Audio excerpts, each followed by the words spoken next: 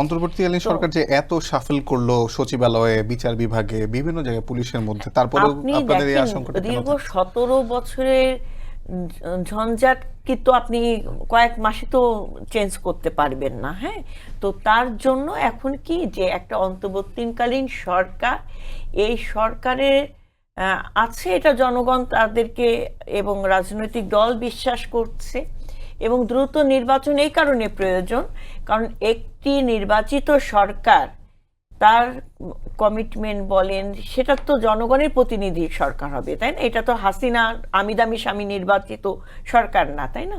তো সেই জায়গায় সেখানে জবাবদিহিতার জায়গা থাকবে, প্রশ্ন থাকবে, ডিবেট থাকবে, এবং জনগণের প্রত্যাশা অনুযায়ী আপনার সংস্কার হবে ধাপে ধাপে। কারণ সংস্কার তো একটা চলমান প্রক্রিয়া, এটা আপনি তো একবারে তো সব সংস্কার করে ফেলতে পারবেন না। তো এই জন্য সংস্কার আর নির্বাচন আপনি দুটাকে একসাথে না দেখি, মানে একসাথে চলমান রেখে আপনাকে, মানে সংস্কারকে কিছু রেখে, মানে চলমান রেখে নির্বাচনকে আপনার